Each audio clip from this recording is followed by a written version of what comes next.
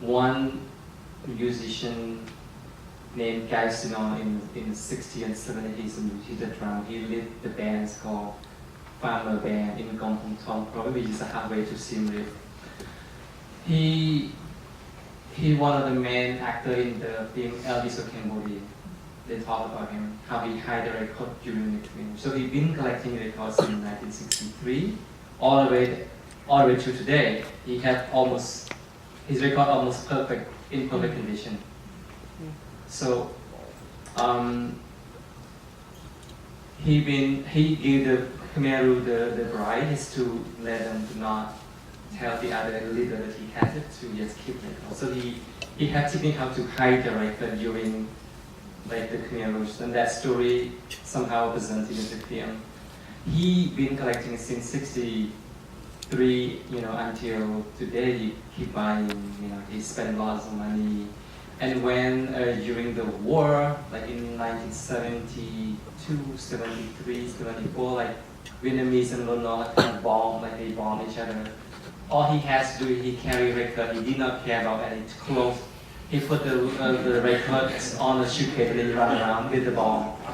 He risked his life for that record. Wow. Amazing. And then I got to know him when I finished my master in Costa Rica. I went back to Cambodia. I started to know Citizen Association, and then I got introduced, to Mr. Cashman by Sunset Club, who is the grandson of Citizen.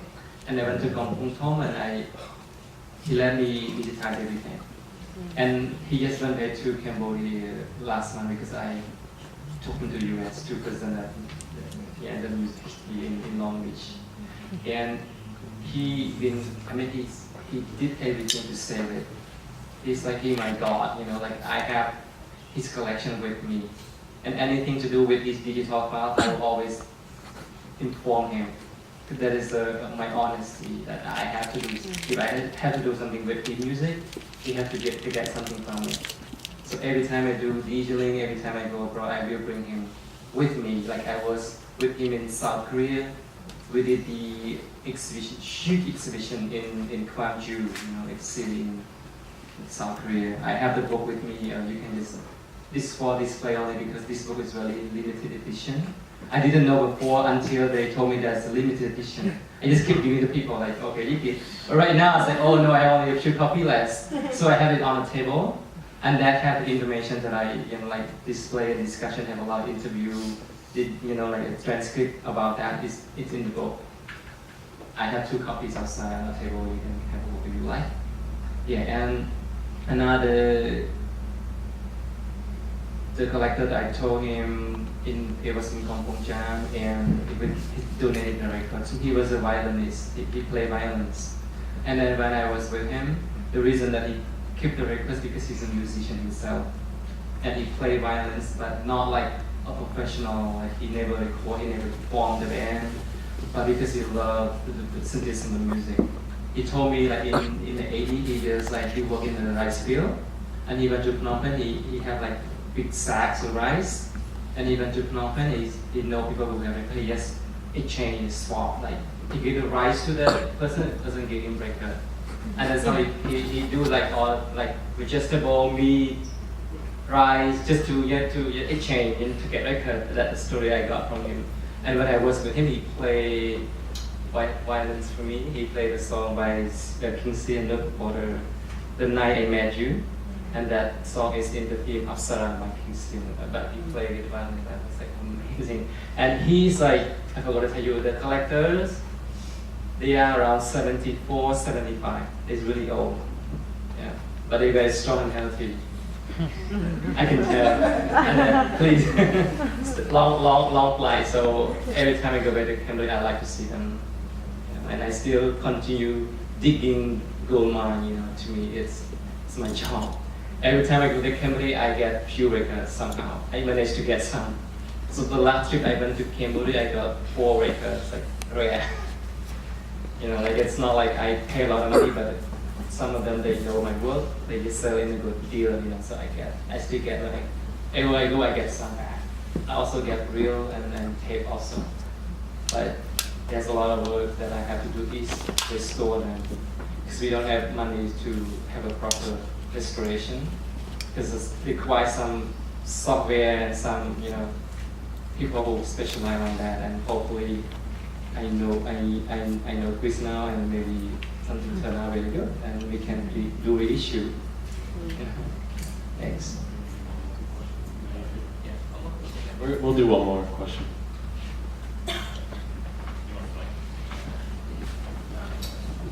So I know that you're going to Paris and you're going to be meeting some of the artists who are still alive. I'm wondering, are any of them still performing or would be interested in performing, and what are their current artistic lives like? Actually, the discussion that we were talking about is the Cambodian golden era. We'll talk about their experience. And most of, like, they are 77, they are almost 80 years old. So when she still sing, but she's really old. She still can sing, but it's not like in 60 anymore. She just went to low like a few months ago and she performed. She still sings the song. She traveled to Cambodia and US. She still singing.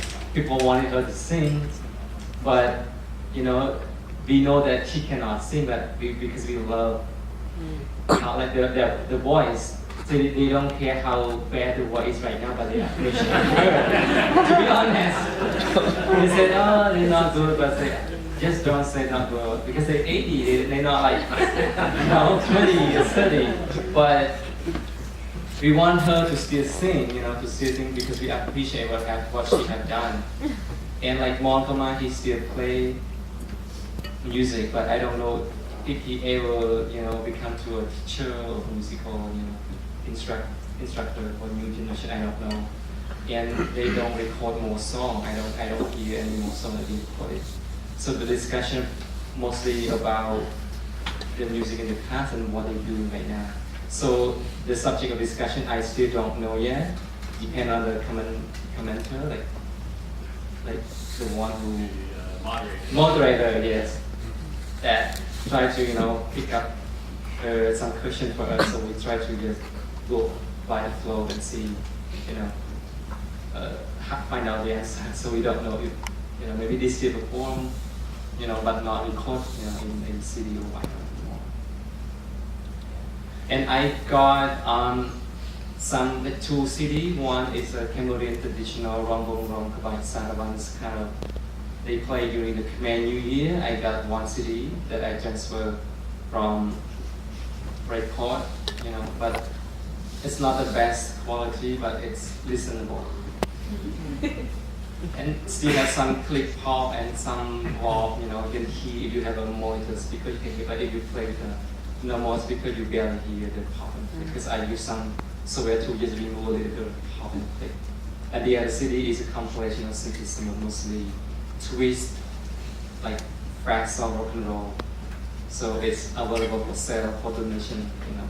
So I guess we set the price. How much is it? $12 up to you, and if you give more, we appreciate it. But the basis is going to be $12 per CD. And there are some film poster, and some cover of the songbook by Synthesis and other artists. You can just buy, it's a 4x6 photo, $3. And only one picture have only available one. So you can just go through and get the one you want. So you only one have it. I don't do duplicate, so only one. Okay, thank you for coming tonight, and I need to.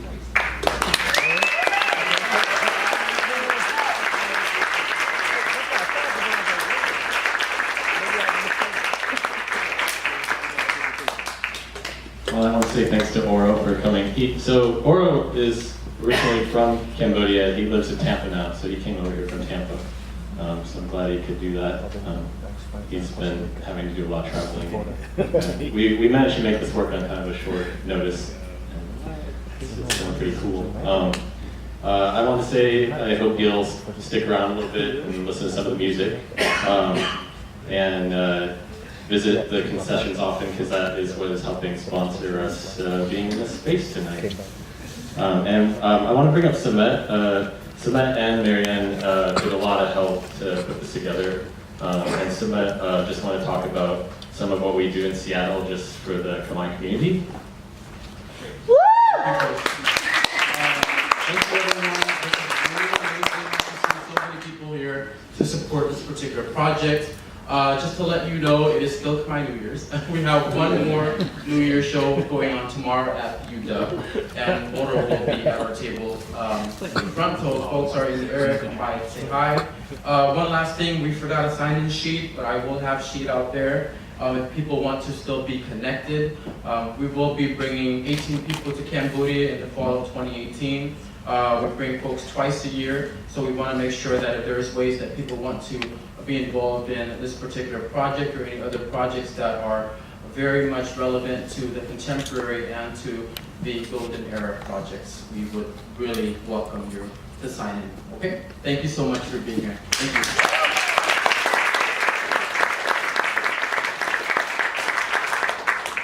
Well, that's it. So I hope Oro, you'll play some music for us now that we've been talking about for so long. I had only 2 hours sleep last night because I've been doing the compilation. And I have a long flight, like 9 hours flight from Tampa Bay. But you are my motivation. I can still play music until the last customer. Yeah. Thank you.